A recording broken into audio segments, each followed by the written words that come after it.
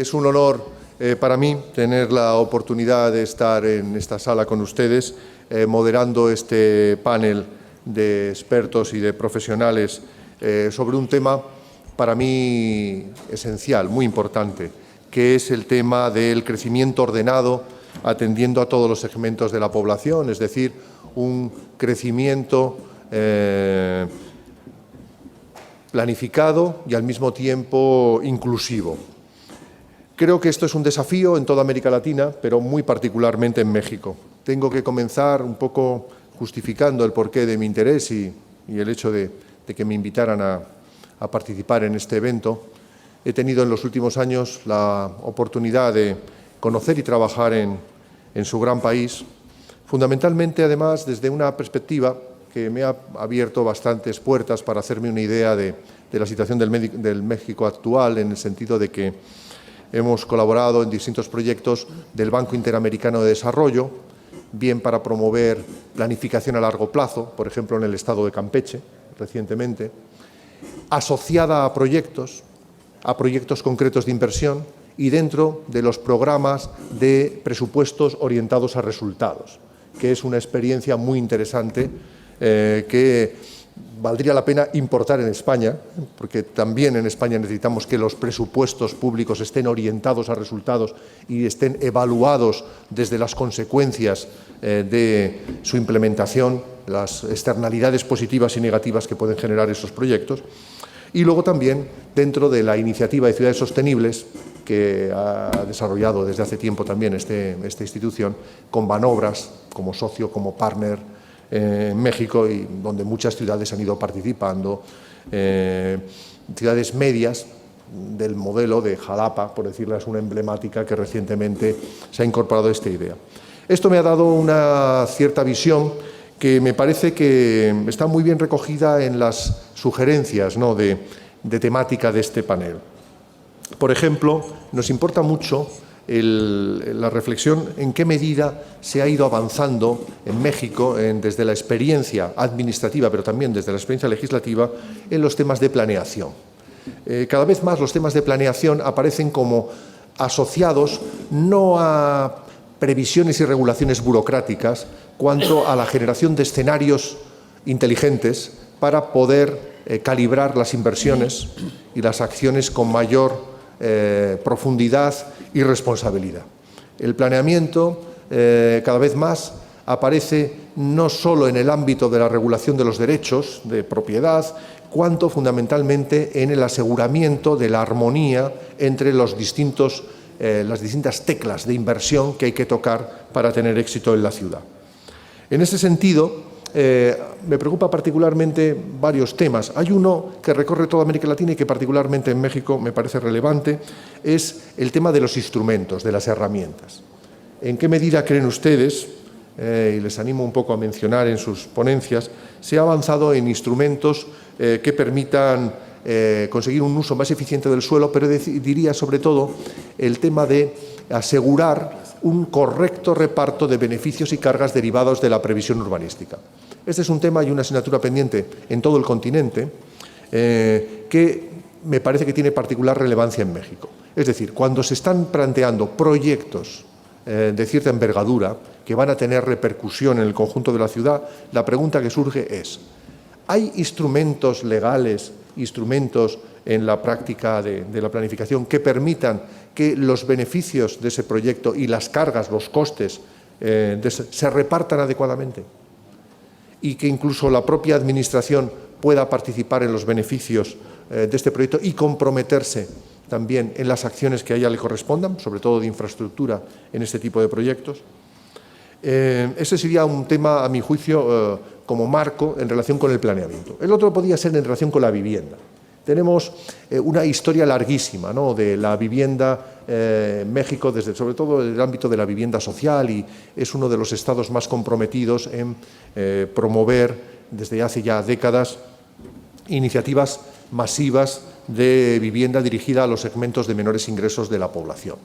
Conozco desde hace ya muchos años los organismos principales del país, ¿no?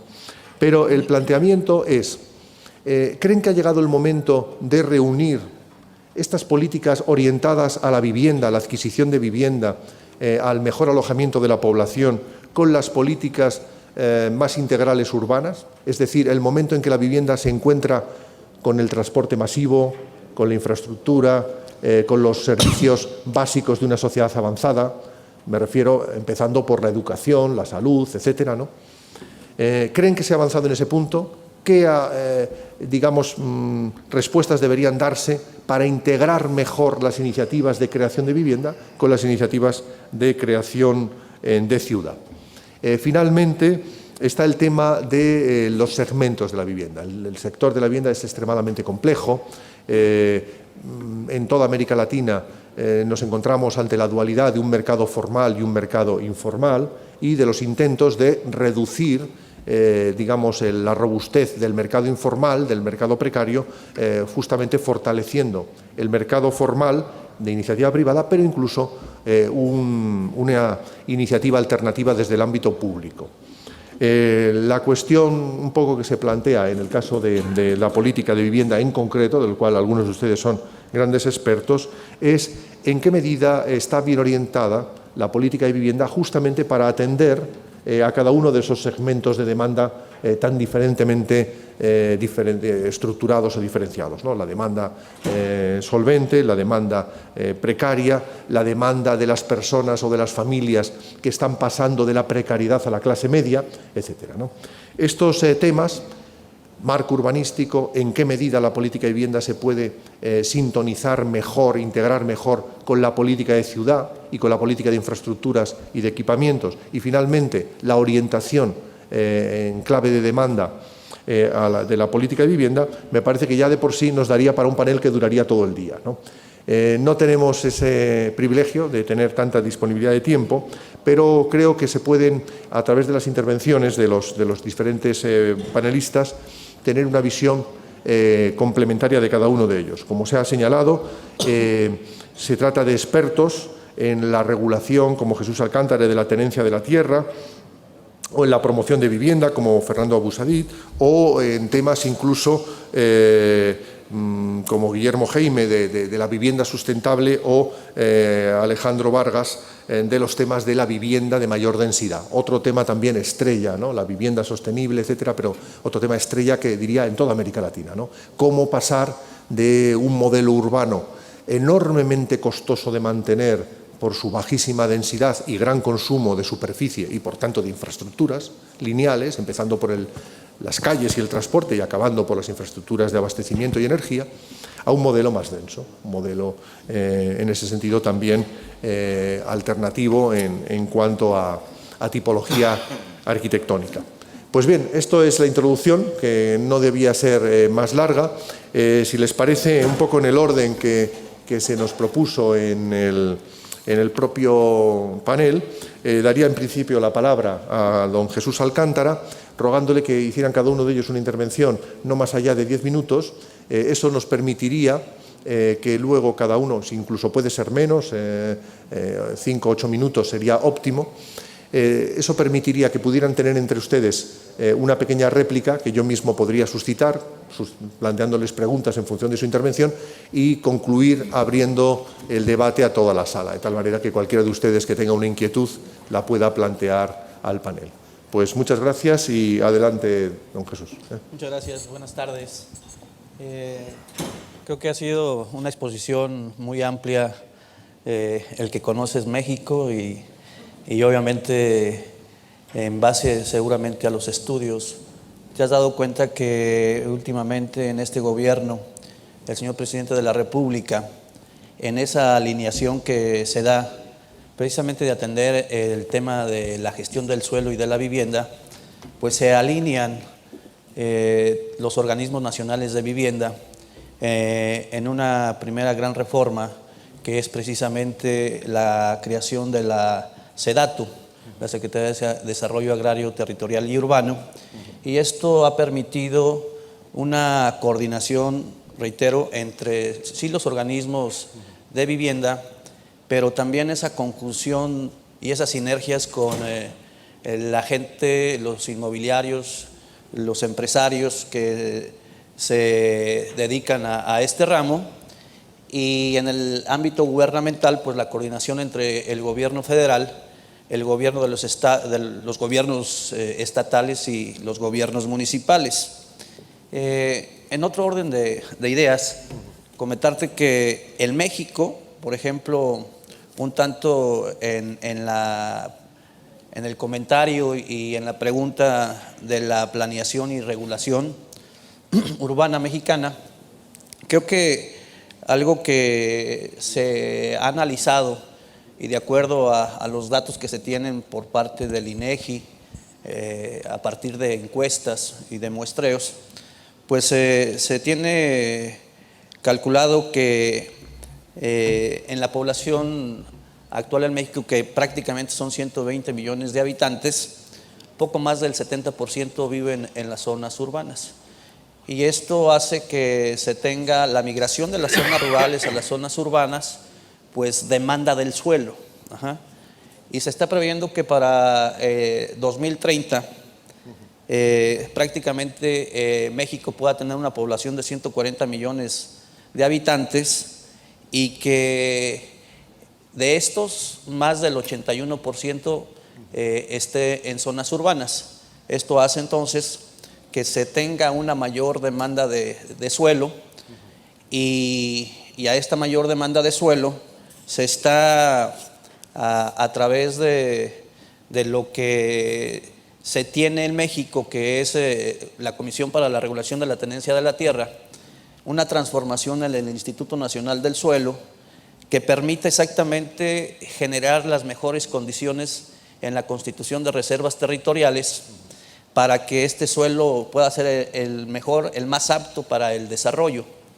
Entonces, nos queda claro que nos antecedieron en los diferentes panelistas de México, pues cómo se ha venido trabajando en esa conjunción de intereses, cómo se ha integrado un registro único de las reservas territoriales, cómo cada uno de los inmobiliarios, de los empresarios, ha aportado información, y creo que esto tiene que ser fortalecido con la identificación de hacia dónde van a crecer las ciudades o dónde van a generarse las nuevas ciudades, y a partir de ahí creo que se debe de fortalecer esa constitución de reservas territoriales para la oferta de los diferentes usos de suelo, o sea, para el industrial, para el comercial, y obviamente el tema que nos ocupa es el de la vivienda,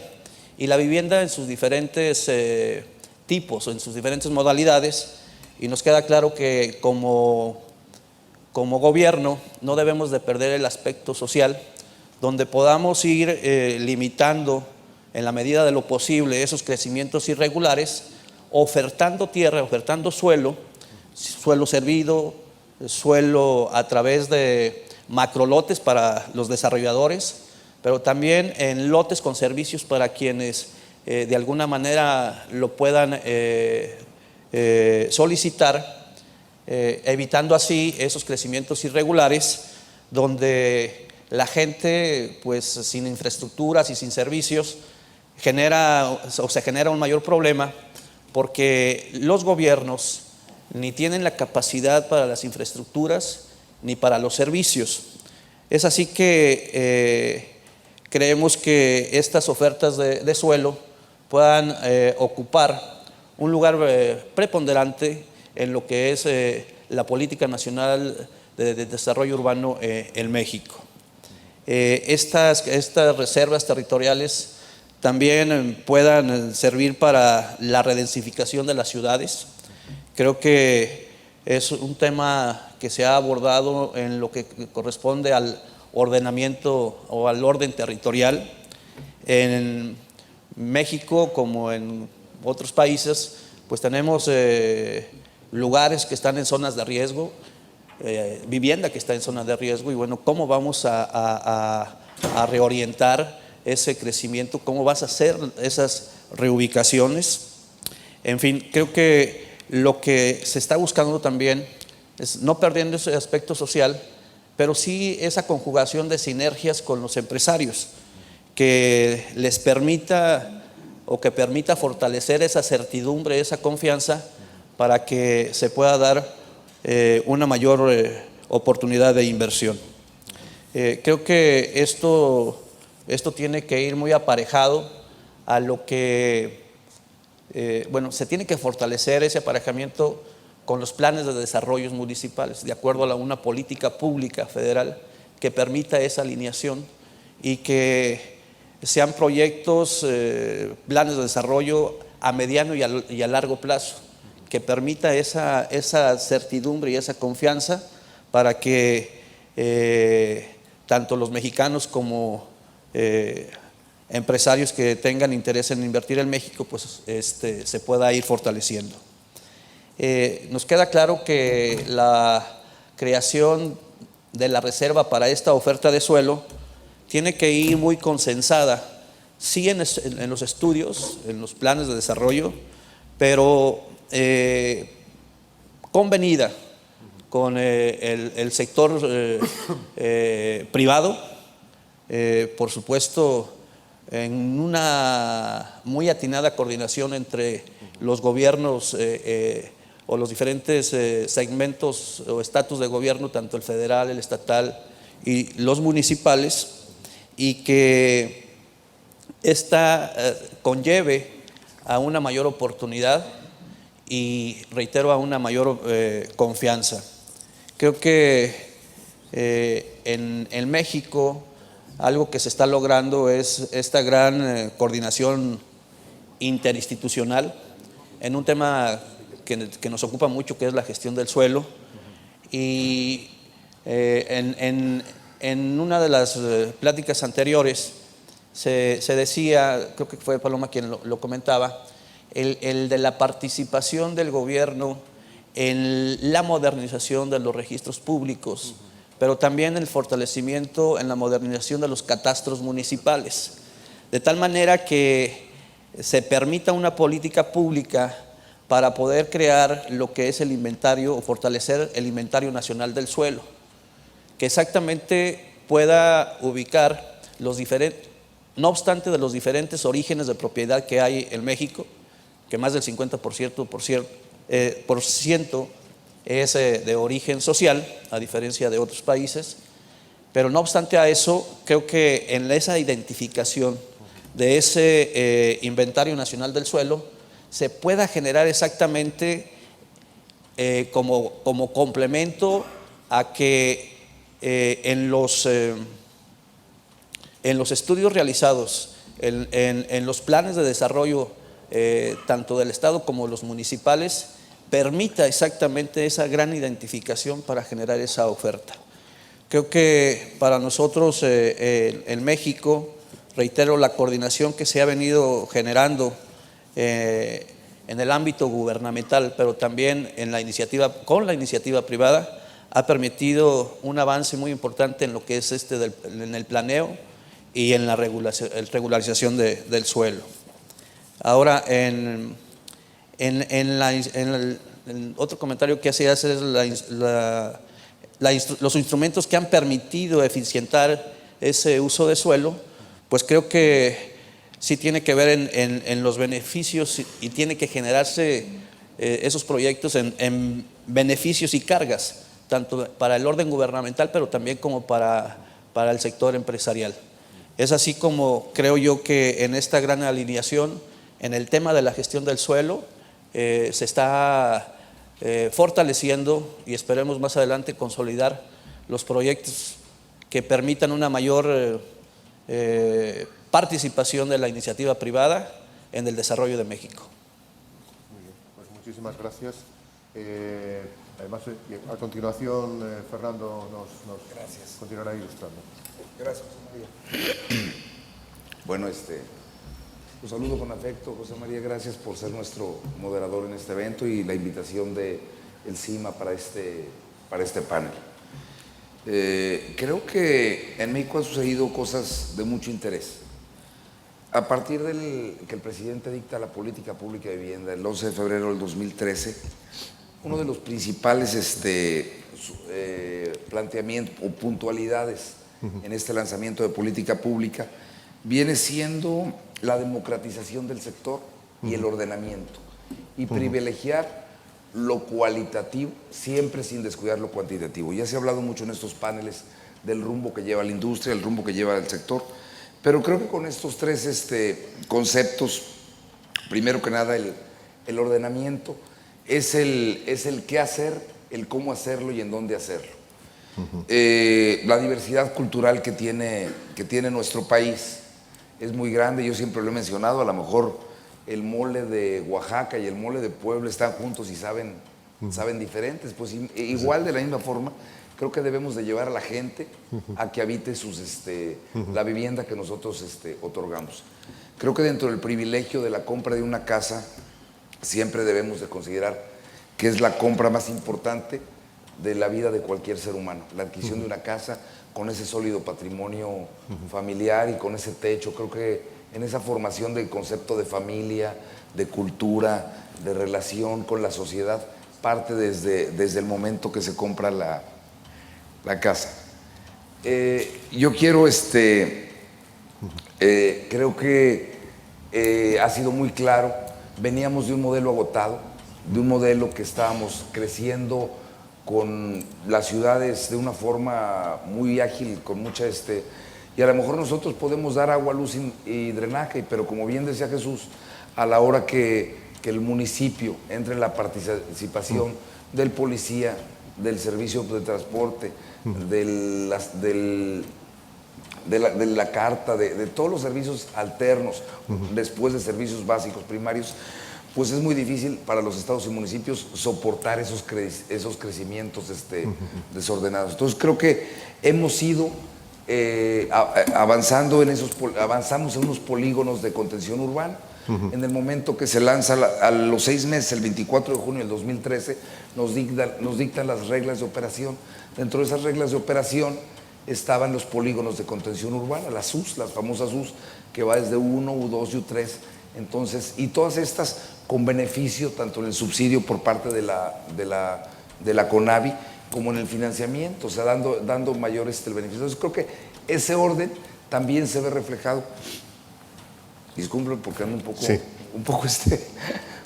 todo ese orden se ve reflejado en el mismo financiamiento de la unidad habitacional.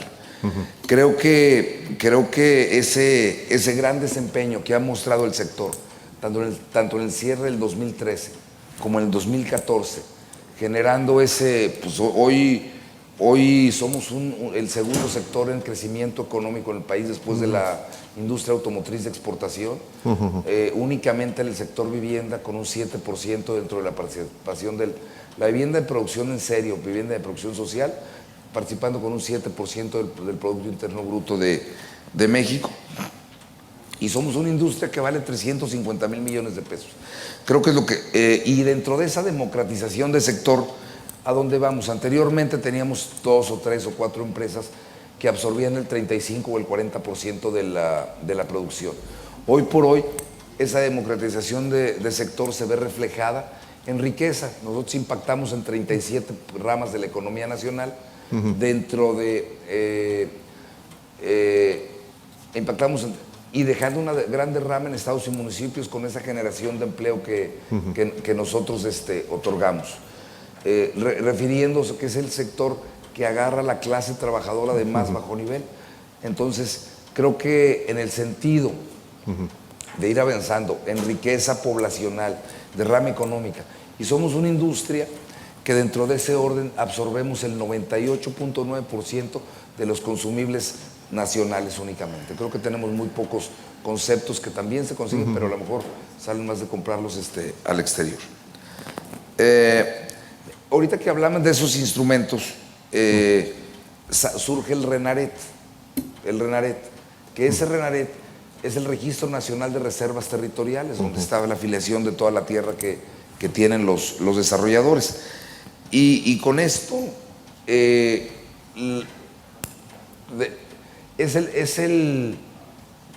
tiene que seguir la vigencia del registro. ¿Por qué? Porque las ciudades tienen que seguir creciendo lógicamente, pero dentro de ese orden de una política pública que ha sido tomada con beneplácito por parte de la industria. Yo quiero yo quiero antes de terminar que nuestro bono demográfico, hoy por hoy, únicamente de nuevos matrimonios en México, es de 650,000 nuevos matrimonios. Y creo que tenemos mucho que presumir en México, mucho que presumir de parte de nuestras SONAVIs, de la Sociedad Hipotecaria Federal, de Fubiste, de Infonavit y de Conavi, con ese gran desempeño que han tenido, siendo las dos hipotecarias sociales de las más grandes del mundo y con una solidez financiera muy, muy clara. Entonces eso nos da ese combustible para poder seguir avanzando. Y el dinamismo financiero por parte de la Sociedad Hipotecaria Federal, pues desde un principio nos apostó el licenciado Cano Vélez un recurso, una reserva de 30,000 millones de pesos para seguir avanzando. Pero yo sí quiero privilegiar que lo más importante de todos estos conceptos que estamos aquí comentando es que los hemos construido juntos entre sociedad y gobierno. Ajá, bien. Muy bien, magnífica lección para luego recuperar en el debate. Bueno, yo creo que vamos a entrar en temas más concretos, ¿no? Ahora, por los dos panelistas siguientes, sobre los temas ya más concretos en relación con la vivienda, ¿no? Guillermo Jaime es presidente del Consejo Nacional de Vivienda Verde, ¿no? Y entonces, eso sí que tengo personal curiosidad de ver en qué medida se está avanzando en un nuevo modelo de vivienda sustentable, ¿no? Alternativo en el propio país, ¿no? Y en qué medida puede ser eso compatible con lo que ha señalado Fernando de buscar no ya unos tópicos de vivienda que se repitan lo mismo en Mérida que en Jalapa o en México DF, sino la idiosincrasia, ¿no? Porque yo digo que México no es un país, es un continente, ¿no? Cuando uno recorre desde las selvas de Calakmul, ¿no? A los desiertos, ¿no? de la Baja California, pues te das cuenta que realmente es América entera, ¿no? En un país, ¿no? No me extraña que impresionara siempre tanto, ¿no? a los que se conocieron, ¿no? Esa tierra por primera vez, ¿no? Y esto llevado al tema de la vivienda, dado que la diversidad y la cercanía es una dimensión de la sustentabilidad, ¿en qué medida también se puede coordinar, ¿no? esta visión, ¿no? de conseguir modelos de vivienda más eficientes energéticamente, pero al mismo tiempo también más cercanos a las formas de vida de la gente? Muchas gracias, José María. Bueno, primero que nada, yo celebro mucho que empecemos a incluir en la agenda de este tipo de eventos a temas de autoproducción. Déjame poner un poquito el contexto. Me parece que la visión y la disposición que han tenido las autoridades de esta administración para impulsar de una manera ordenada algo que estaba siendo impulsado solamente por un pequeño sector de los empresarios, ha empezado a crear una industria que tiene un impacto social. Déjame ponerte el contexto. Sí. Mira, en México, según datos oficiales, aproximadamente el 50% de la población económicamente activa gana menos de 5 salarios mínimos mensuales, pero eso incluye el cero, ¿no? Entonces, para poderle llevar vivienda a toda la población, desde hace algunos años empezó a desarrollar todo un modelo del que se ha venido hablando en los paneles anteriores, que me parece que ha sido tremendamente exitoso y con políticas bien claras y con empresarios muy serios que se han sumado a esta iniciativa que ha fortalecido todo el sector de la vivienda. Sin embargo, hay un sector de la población que difícilmente puede tener acceso a una vivienda porque vive en comunidades tremendamente alejadas, tremendamente pulverizadas, dispersas y con los medios no formales para poder costear estas viviendas, ¿no? Y hay que atenderlas de alguna manera. Entonces, a ver, dos datos para fortalecer un poquito el caso. El primero de ellos es que, según algunos estudios que se han realizado, el promedio que tarda la gente en autoconstruir su vivienda es de 10 años, ¿no? Eso es cuando una familia empieza a construir su casa y la termina, probablemente ya creció la familia o ya decreció la familia o la necesidad es distinta. Y entonces eso es de un alto impacto social para la población. El segundo dato es que el costo promedio por metro cuadrado en temas de autoconstrucción supera los 10,000 pesos por metro cuadrado, que eso es muchísimo, comparado con un metro cuadrado construido con métodos industrializados, ¿no? Que debe estar muy por abajo de eso, digamos, debería de estar en el orden de los 2,000 pesos en el tipo de vivienda que estamos hablando.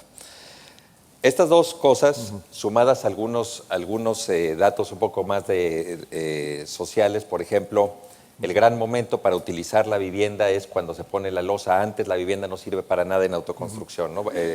se empieza a construir la casa con los medios que van fluyendo y poco a poco van surgiendo las varillas, que yo les llamo las varillas de la esperanza, ¿no? Que son una varilla que luego se le pone una botella encima y no sirve para nada.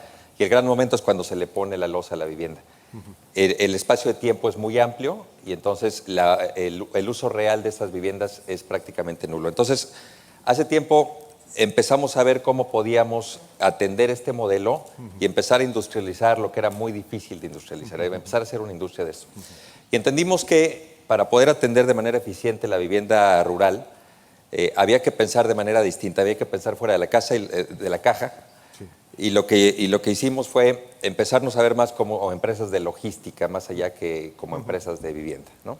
Es decir, todo el modelo de negocio está basado no solamente en la construcción de la vivienda, sino en toda la gestión, el levantamiento de la información, la organización social, trabajar con el tejido social que se crea en las comunidades rurales, empezarlos a involucrar en la construcción de su casa, empezar a promover el ahorro en estas comunidades y empezar a trabajar en conjunto con las autoridades para crear modelos que puedan hacer de esto una industria, modelos que puedan tener escala, ¿no?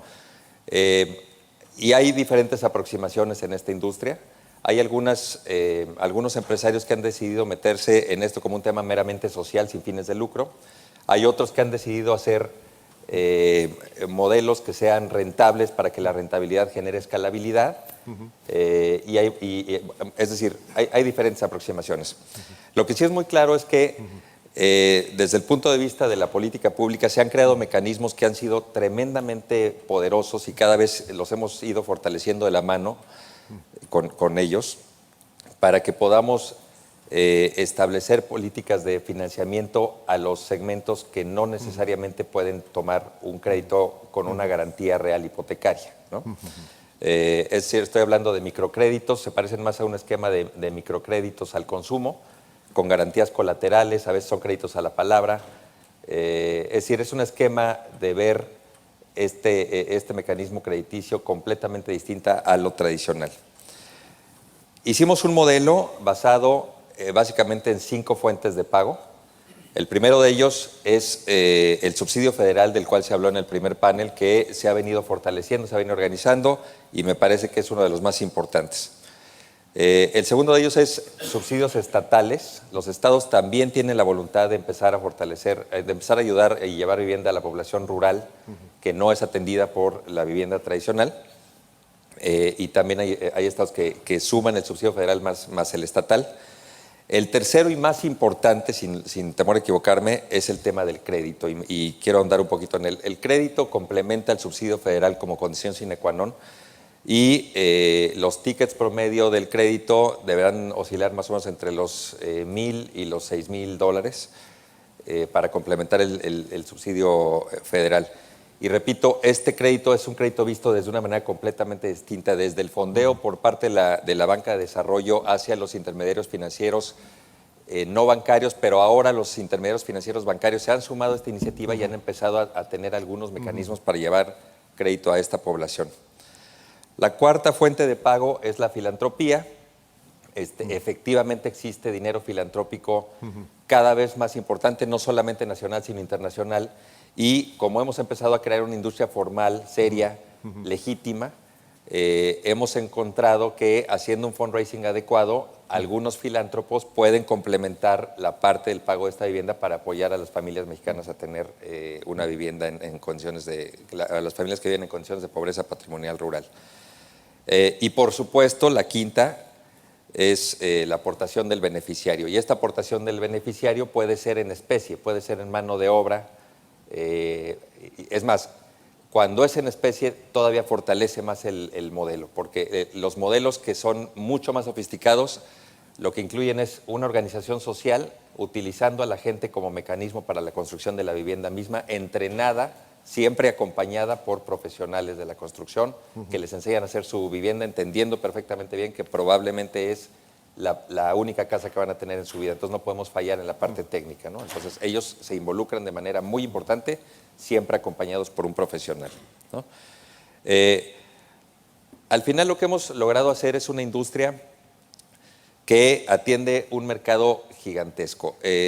Según datos oficiales, tenemos medida la industria en $1 billón anuales.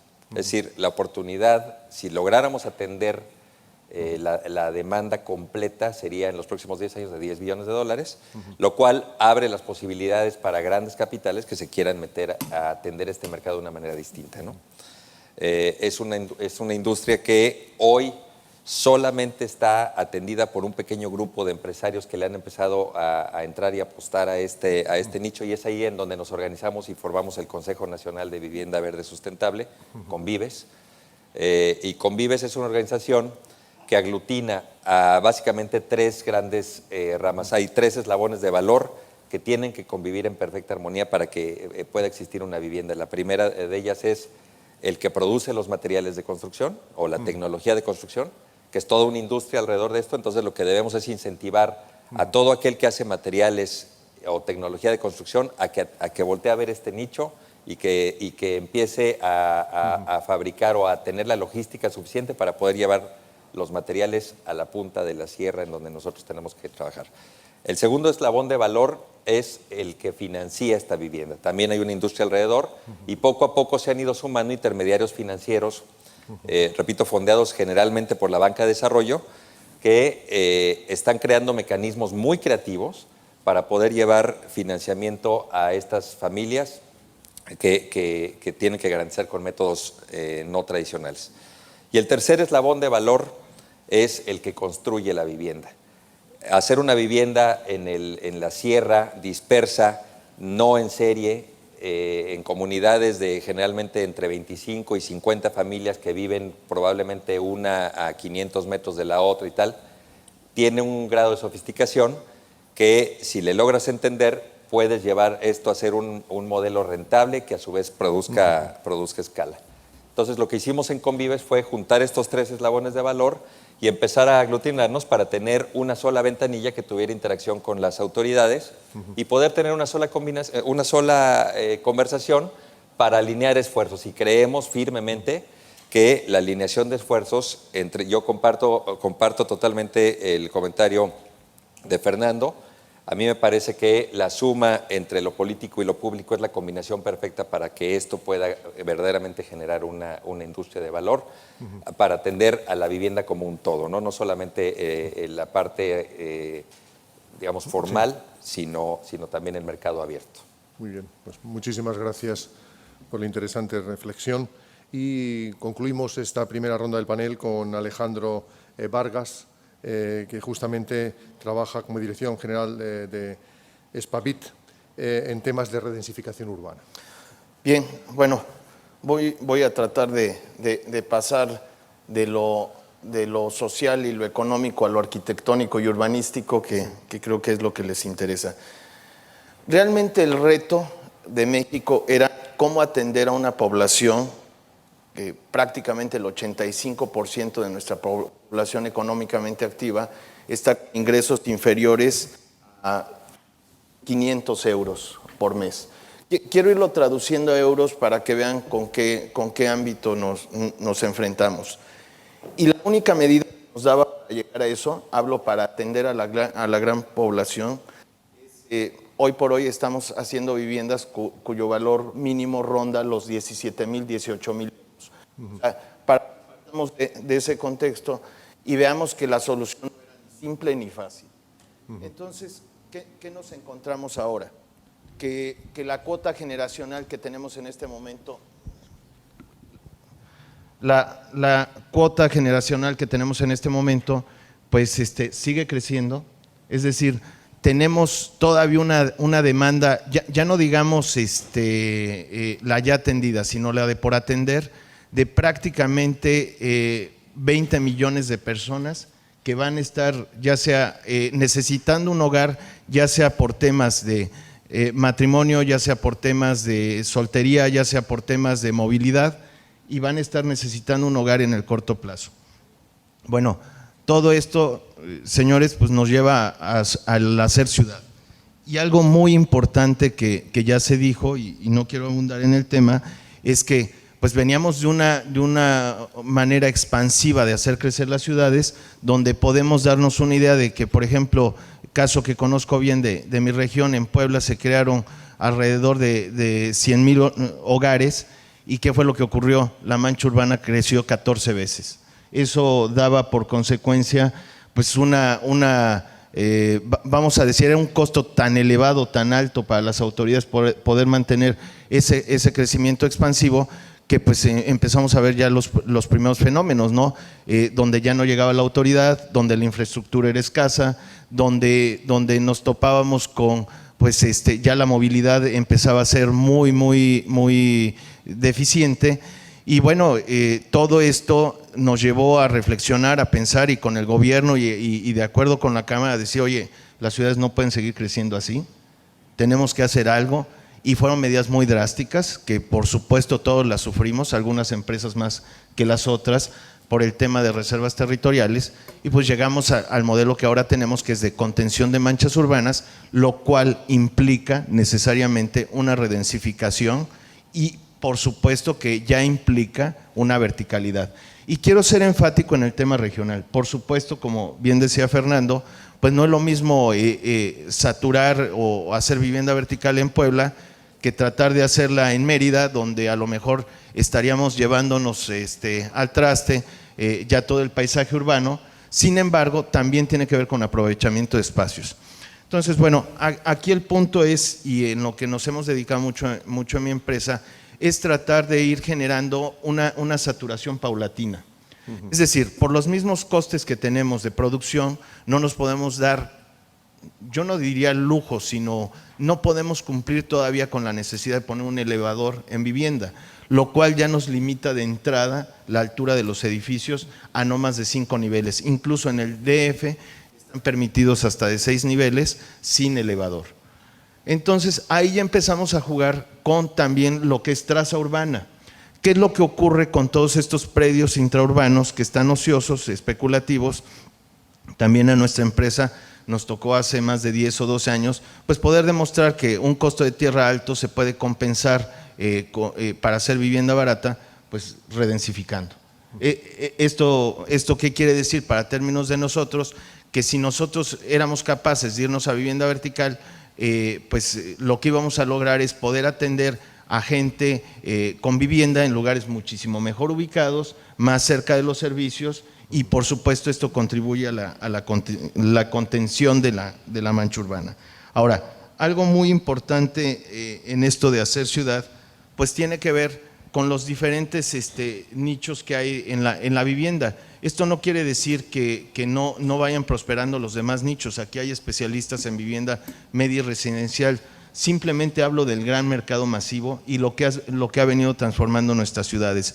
Y yo sí quiero ser muy enfático en que el trabajar de la mano con el gobierno federal ha sido, yo diría que si no gran parte, el total del éxito de la política de vivienda pública. Porque el hecho de tener particulares enfrentados con gobiernos o políticas públicas unilaterales que te llevan a proyectos frustrantes en lo económico, frustrantes en lo social, pues bueno, iba a implicar un caos peor de lo que ya veníamos haciendo, ¿no? Entonces, yo sí quiero destacar la participación de autoridades federales en todo este proceso, pero también la cabida que nos dieron a los empresarios, bueno, liderados aquí por la Cámara de Canadevi, en el cual pues las políticas las hemos ido aplicando paulatinamente. Las políticas se han ido haciendo en mesas de discusión, de diálogo, donde ya ahorita empiezan a ver los aspectos regionales, que insisto que son muy importantes, donde ya se empieza a ver todos los temas ecológicos, donde ya se empiezan a ver todos los temas de producción como soluciones masivas. Esto sería muy difícil viniendo unilateralmente, y lo que hemos logrado como empresarios es crear una industria totalmente democratizada, donde hay, pues ya mencionaban datos en una conferencia anterior Nacho Reyes, pues de la cantidad de empresas que estamos produciendo esto. Ahora, ¿por qué esto es muy atractivo y por qué lo estamos difundiendo en España? O sea, mis amigos y colegas de México, bueno, dirán, Oigan, señores, porque aquí pues tenemos un bastión donde se necesita inversión, donde muy probablemente se necesiten socios, donde ya somos grandes consumidores de productos manufacturados en España. Quiero destacar aquí la presencia de una fábrica muy importante que hay en México, de origen español, que es Nova Ceramic, en la cual ya no nada más estamos yendo y viniendo con proyectos arquitectónicos, sino ya estamos coparticipando pues con inversiones de materiales, con inversiones de capital, con inversiones de proyecto. Vaya, esto casi nos liga cada vez más, y yo no dudaría en un futuro próximo, ya vi por ahí publicidad de mis colegas mexicanos ofreciendo viviendas en euros en piso mexicano. Y creo que es el éxito de todo esto. El mundo se volvió chiquito, lo tenemos que cuidar, tenemos que hacer mejores ciudades, ciudades más dignas, tenemos que crear espacios públicos con más amenidades, y que esto signifique una mejor calidad de vida para la gente, no importando el nivel de ingresos que tenga. Gracias. Pero si se han fijado, un hilo conductor de todas las intervenciones que habéis tenido es la idea de coordinación, la idea de generar confianza desde tener marcos estables, conocidos. Esto es un tema, a mi juicio, muy relevante. Y esto también actúa como paraguas, esta idea de coordinación, y todos habéis destacado el papel del Gobierno federal como determinante, ¿no? Lo cual llamará la atención de nuestros colegas españoles, ¿no? Porque justamente el tema de la vivienda es un tema descentralizado en el caso español, ¿no? Donde el gobierno digamos nacional, ¿no? Retiene menores competencias, y al final es en la escala de los estados, aquí denominados comunidades autónomas, donde se produce la competencia real, ¿no? Pero sin embargo sí se ha hablado una y otra vez de esa idea, de ese papel del gobierno nacional, ¿no? Al mismo tiempo me ha parecido muy interesante que se haya destacado que dentro de tener marcos de certeza están en un momento de encontrar nuevos nichos de acción. Es decir, la redensificación, el tema de la vivienda rural, a mí me parece extraordinariamente sintomático de un momento de madurez. Es decir, ya no se actúa solo desde esquemas muy básicos, sino que cada vez más se va precisando el target, el objetivo, ¿no? de las políticas de vivienda. Habría un aspecto que quizá no salió, y es qué hacen con la ciudad existente. No estoy pensando en la ciudad existente. No me refiero a los cascos, a los centros históricos, que es una línea muy especial, sino pensemos, ¿no? Las grandes extensiones de periferia, etcétera, ¿no? ¿En qué medida, les haría una última pregunta, porque está tan bien expuesto lo que han señalado, que casi si algunos de ustedes o todos quieren contestar en ese punto, daríamos apertura a la sala. Hay también una línea de trabajo específicamente para mejorar lo que ya está construido en condiciones de muy baja densidad o de insuficiencia de infraestructuras, o construcciones de barrios donde no se ha podido realizar al mismo tiempo el equipamiento público imprescindible, etcétera, ¿no? Esto sería porque, claro, así como la vivienda rural, estamos hablando de acciones pequeñas pero que suman mucho en el país, no deja de ser el segmento de ese 17% que quedará en el 2030, ¿no? de población rural, ¿no? Este es un tema muy interesante porque, si me permiten una pequeña digresión, América Latina, y México liderándolo, es un continente y un gran país urbano. Donde está el desafío del crecimiento o del tránsito de lo rural a lo urbano es en Asia en este momento. Asia está como América Latina hace 40 años, exactamente, en los mismos puntos, un 50% de población urbana, ¿no? Y América Latina está en su conjunto cerca del nivel europeo y del nivel de Norteamérica. Todavía le queda un recorrido, pero seguramente lo que la diferencia más es el dinamismo demográfico, que es mucho más potente y robusto en México, por ejemplo, que en Europa, sin ninguna duda, ¿no? Lo cual significará el ingreso de muchos más demandantes de vivienda, ¿no? Pero la pregunta que les quería plantear un poco, cualquiera de ustedes, es ¿y qué hacemos con todas las ciudades que ya están construidas, esas inmensas barriadas, ¿no? Que están ahora mismo planteadas? ¿Me permite? Sí, perfectamente. Bueno, pues yo quiero validar, ahorita que usted mencionaba lo paralelo que existe en nuestras culturas, esa sociedad hermana que llevamos tanto con esa relación bilateral constante entre México y España. Yendo un poco al tema de ciudad existente. Terminando la administración federal anterior, era mucho el insistente de vertical, pero no como política pública ni como propuesta, a lo mejor como imposición. O sea, si haces vertical te pago, si no haces vertical no te pago. Entonces creo que el tema de la vertical ha sido una salida en ciudad existente. Se le apoya con un subsidio al suelo, independientemente del subsidio de la CONAVI, y alcanza un subsidio de hasta 97 mil, 72 más 25, 97 mil pesos. Entonces es una motivación. Y como usted bien decía, no en centros históricos, pero sí en áreas de ciudades que se fueron haciendo viejas, áreas y de ciudades jóvenes, muchas de ellas, o sea, áreas pegadas a los centros históricos, donde a lo mejor ahora ya son de colonias o manzanas o cuadras de gente que emigró o que se casó. Teníamos problemas con los avances de la tierra, pero tanto con el CORET y con los registros públicos, SEDATU. Es que aquí la importancia que hay que resaltar es SEDATU como sacar ese sector. SEDATU engloba CORET, Registro Agrario Nacional, registros públicos de la propiedad. Todo lo que es el suelo que existe en el país, ya depende de una secretaría en la cual está sectorizada también la industria de la vivienda. Entonces, esa es la gran ventaja de la... pensamos es el gran acierto de la política pública del presidente Peña Nieto, en el cual sectoriza la industria de la vivienda en todo el tema de suelo. Y en esas áreas donde a lo mejor se hicieron viejas las ciudades, no digo antiguas, se hicieron viejas, que se casaron, se quedó la señora viuda, que me estoy yendo a lo más, o sea, es más fácil que se muera el hombre que la mujer, hay más viudas que viudos, ¿verdad? Entonces, que se hicieron viejas, se volvieron a convertirse en áreas donde a lo mejor en una manzana vivían 16 habitantes en una manzana, cuando en una colonia nueva tenemos de promedio 200 gentes o más de 200 gentes en una manzana de habitación. Entonces, esa redensificación urbana, ese crecimiento al interior es en la que nos estamos yendo. Entonces, ahí sí impacta la vertical en un sentido positivo, porque tiene comercios, tiene escuelas, tiene centros de culto, tiene hospitales, tiene transporte, tenemos esos apoyos.